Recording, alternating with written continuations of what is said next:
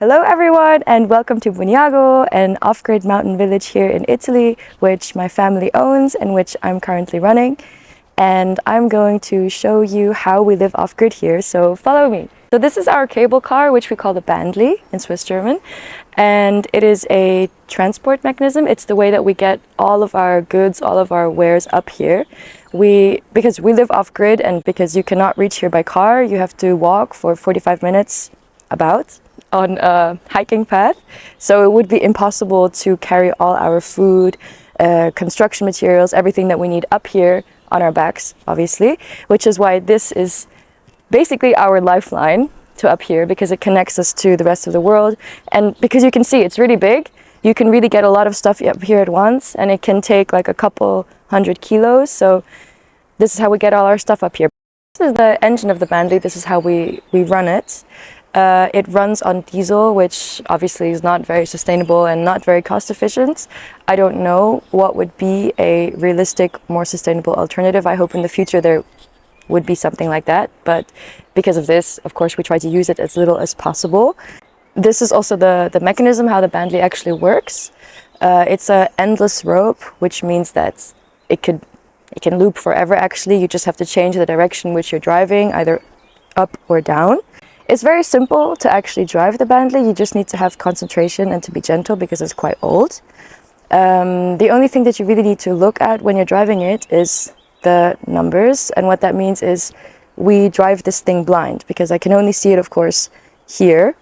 I cannot see it when it leaves Bognago and when it actually arrives at the station. But we know where we are because of the counter.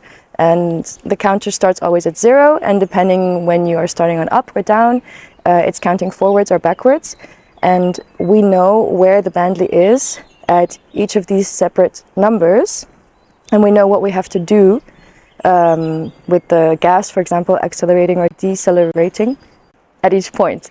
And so, for example, from here to reach to the valley station, 507 is all the way down, and that would mean 508 is crash. So you know that you cannot go further than this number. There's a lot of similarities between this and a car. This is just much more simple than a car. So for example, the acceleration with the gas is like the pedal. We also have a handbrake in case you really have to stop very fast. We also have gear shifts, but not as many as in a car. And actually, the original Bandley, because this is actually the second Bandley that we have, which is from 1987. The original one, I think, is 1980, 1981. And that one had actually an engine from a Volkswagen car. And they actually blew it up because they used it so much, because they were constructing a lot at this time. And of course, it's not such a stable engine. And they had to replace it, which means that they have to carry up this engine every time. So this is much more stable. It's from the Zivilschutz, which is civil protection of Switzerland, because they renew their stuff every 20 years just for security, and they basically donated that to us. So it's pretty reliable because it's pretty old at this point, but it works super well. The way that we generate electricity in Bognago is with solar panels, because we have a lot of sun. It's the thing that makes the most sense, is the most sustainable for us to do. We have a whole house, which the whole roof is actually solar panels, and they were installed in, I believe, 1992. Especially at that time, solar panels were really expensive because they were not as widely used or as popular as they are nowadays. So Bognago actually had these solar panels and the whole system, the whole setup also on a donation basis. They had a contract with the EU, with an institute, Fraunhofer Institute from Germany, who came here and bought all the pieces and the people to install it, and they did that for this place.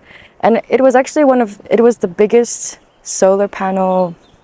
amount of solar panels anywhere at the time in northern Italy, because it was not yet, as I said, a normal or popular thing to have in your own house. The way that the system works is that we have batteries, very large batteries, that save the electricity that is generated. So when we have a lot of sun, the solar panels work, they charge the batteries. When we don't have a lot of sun, which also happens, we have a generator, which is kind of our backup plan, which also runs on diesel, same story as the Bandley, which we then use to charge the batteries.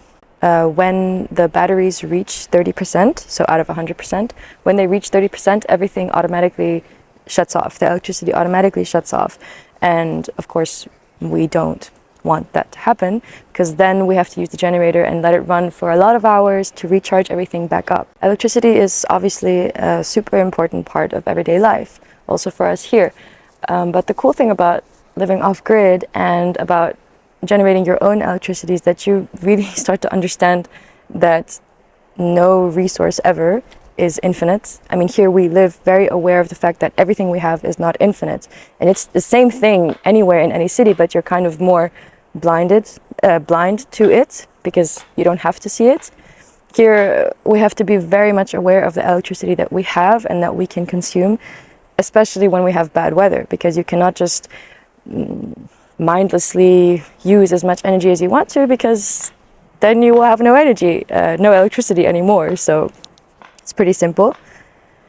We generate enough electricity right now to live here, but it's not always comfortable. Like I said, especially in the winter, especially when we have bad periods, it's really hard with the electricity sometimes. And that's why in the future I would really love to be able to install more solar panels. I would love the roofs of more of the houses, because right now it's just on one, to have more solar panels installed and actually be able to generate much more electricity. And also hopefully in the future, we could connect this solar system to other parts of the household. So right now it's just for electricity. I would personally also love to have them connected to the hot water system, because right now we use gas to make hot water in the showers, which again, it's crazy expensive and it's not sustainable, so I don't want to use it. And the sun is a great source of energy for so many things, and I would love to implement it in as many ways that I can. In the winter, of course, it also gets quite cold here, although because of climate change, the winters are nowhere near as intense as they used to be. So we still need to find a way. We still heat our houses because it gets very cold. And the way that we do that is with wood stoves. Some of the rooms have small wood stoves, like an oven directly inside the room. Some houses have a system which is with water and a wood stove. So in my house, it's like this. So in the very bottom of the house, there's a very big oven. And in there, you make a fire with wood, like a normal fire.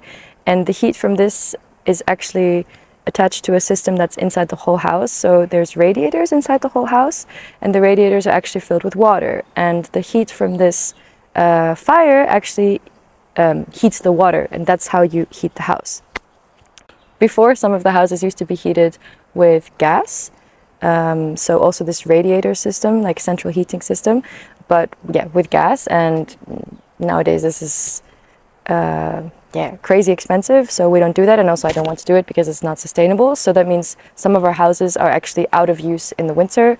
So we only use very few. We actually only use 2 houses really, and then there's one room in one other house that you can live in, that you can use in the winter, because there's heating opportunities with wood stoves. And the other ones we just don't use in the winter. We do like winter move out of there and get into much more closer, smaller, intimate spaces. We are privileged enough to have our very own water source as well, which comes directly from the mountain. All our water comes from a spring in the mountain, literally a crack in the mountain, which means that the water here is, of course, super good. You can drink any of the water here, and the way that we get it here is with one single pipe, a very long pipe. It's very hard and thick plastic, and also with some metal wire to span it. And from the source, it comes all the way here to Bognago, and then it goes to our reservoir house. We have a small reservoir house where we save the water. Then from the reservoir house, it goes to the filter house, which is where it's filtered a second time. It's like very roughly filtered already in the source itself. There is just some very rough filters to filter out things like leaves and sticks and whatever. And then in the filter house, it gets filtered one more time. And from there, it actually gets distributed throughout Bognago to all the different houses that it has to go. Sometimes in the summers when it's pretty warm, we also have to be careful with how much water we use. Although we do have a pretty steady source coming directly from a spring, from a source itself. Nowadays, like when it's getting so hot in the summer, we have to still be aware. But actually the bigger thing to think about with the water is that in the winter, sometimes it can freeze in the pipes. It doesn't happen that much anymore because, as I said before, climate change, and it doesn't get that crazy cold anymore. But sometimes the temperature is still enough for it to freeze.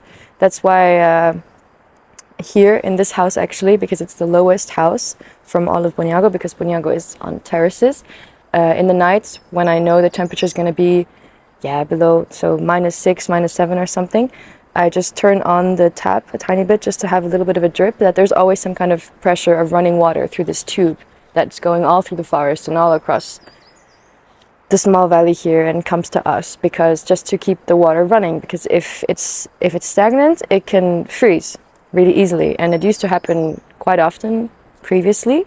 And then there was this very complicated system where you had to go down to the river directly with this very big contraption and a generator, a small generator, and that you can pump up the water directly, again with these tubes, from the river to here, so that we would have water. Or I remember once when I was a kid as well, when we were here, we had this huge pot and we were melting snow to have water, which was pretty cool. So a little bit about our plumbing system that we have in the houses here. It's pretty simple.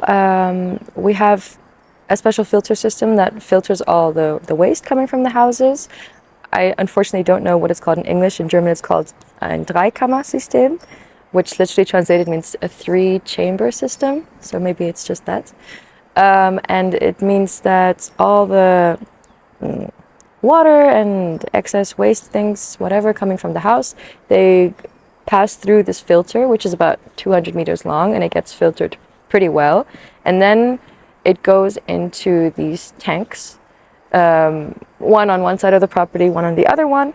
And then from there, it slowly gets filtered as well through the earth, back through the ground, because the ground itself is actually the best filter as well to filter everything out. We try to reuse as much of our own waste as possible to generate as little waste as possible. But of course, there's always room for improvement.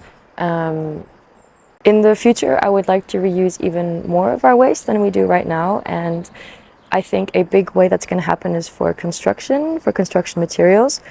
We're not doing any construction right now, but I do think that in the future, this could be a topic. And I personally would love, of course, to construct in a sustainable way, for example, the earthship style, or with clay and hay and all of this kind of things.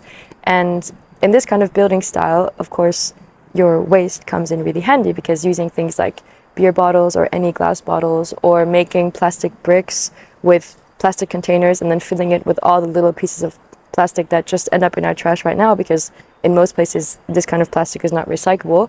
This is going to be a great way for us to be even better with our reusing and our recycling, to be able to, I really wish to be able to use the products, the waste that we have right now, as much as possible, even in the future. So this is the garden. The garden is actually very large. We're standing here on the middle terrace. We have a lower terrace and an upper terrace as well. So we have a lot of space, which is great, because I really would love in the future to grow as much of our own food as possible. Right now, we haven't planted anything outside yet. All the plants that we've already germinated are in the greenhouse. And right now here you can see that we have just started to prepare the soil with mulching, getting it ready for all the plants to come outside once it's warm enough. All future plans for the garden are basically expanding the garden and getting better at gardening. So it means that our harvest can be as large as possible. Last year, some plants fared really well, some didn't at all. So in some cases we will have a lot of vegetables, and then we also really like to preserve our food in different ways. So making sauces or salsas or chutneys, for example. We had a lot of tomatoes last year. Or with a lot of fruits that we have on the property, we make a lot of jams, or like puree kind of things. And in the future, I would also, of course, love to expand the garden even one terrace higher. There's actually one terrace, yeah, up there, which we don't use right now, and grow everything. Thank you so much for watching this video. I hope you enjoyed it. I hope it was informative. Of course, the function of this video was to show how an off-grid property like this works, all the elements of it, but I'm sure a lot of you have questions about what this place actually is, what's going on here, and in fact we have a lot going on here. We actually have a really cool project running here, and if you would like to know more about it, please feel free to check out my Instagram, which is going to be linked in the description.